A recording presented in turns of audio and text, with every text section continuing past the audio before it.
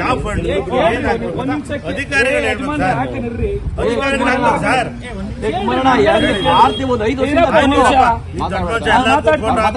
ಆಯ್ತಪ್ಪ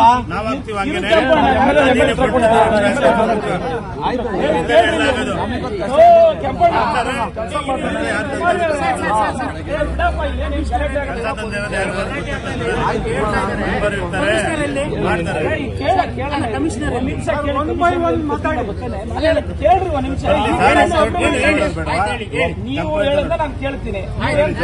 ಹೇಳ್ಬಿಡಿ. ಪೂಜೆ ಕರೆದಿಲ್ಲ, ಪೂಜೆ ಮಾಡ್ತಾ ಇದ್ದಾರೆ.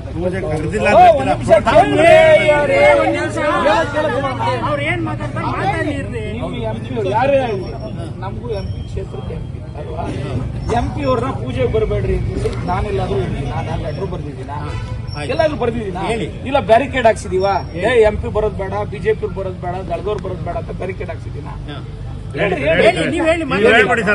ಅಧಿಕಾರಿಗಳು ಕರಿಬೇಕಾಗಿತ್ತು, ಕರೆದಿಲ್ಲ ಅಲ್ವಾ? ಅಧಿಕಾರಿಗಳಿಗೆ ಅವ್ರ ಅನುದಾನ ಸೆಂಟ್ರಲ್ ಗೌರ್ಮೆಂಟ್ ನೀವು ಯಾವ್ದು ಹೇಳ್ತಾ ಇದ್ದೀರಾ, ಆ ಅನುದಾನ ನಾವು ಕೊಟ್ಟಿದ್ದೀವಿ, ನಮ್ಮ ಕೇಂದ್ರ ಸರ್ಕಾರದ ಅನುದಾನ ನಮ್ಮ ಎಂಪಿ ಕರೆದಿರ ಮಾಡ್ತಾ ಇದ್ದೀರಾ.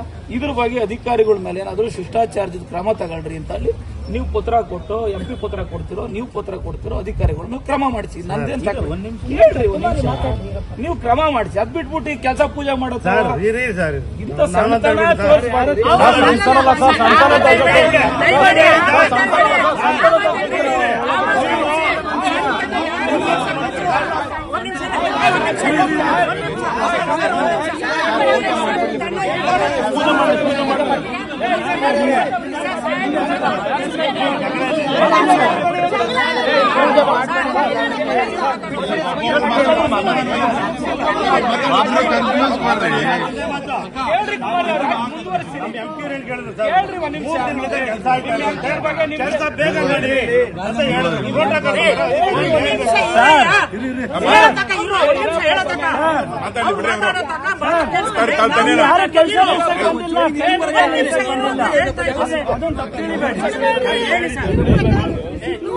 ಅವ್ರು ಮಾತಾಡ್ಲಿಕ್ಕಾರ್ರಿ ಮಾತಾಡ್ರಿ ನೀವು ಯಾರು ಮಾತಾಡಿ.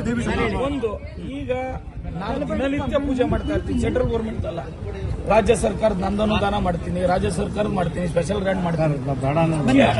ಕೇಳಿಸ್ಕೊಳ್ಳೋ ತಾಳ್ಮೆ ದಿನ ಎಂಪಿ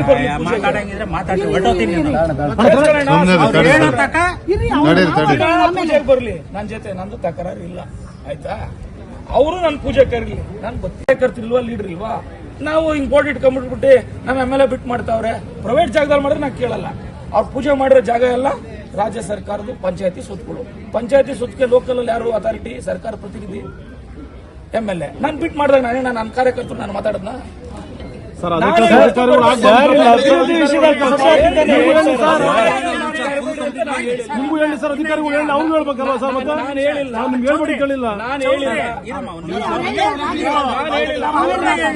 ಅವರೇ ಜನಪ್ರತಿನಿಧಿ ಅಲ್ಲ, ಪ್ರತಿನಿಧಿ.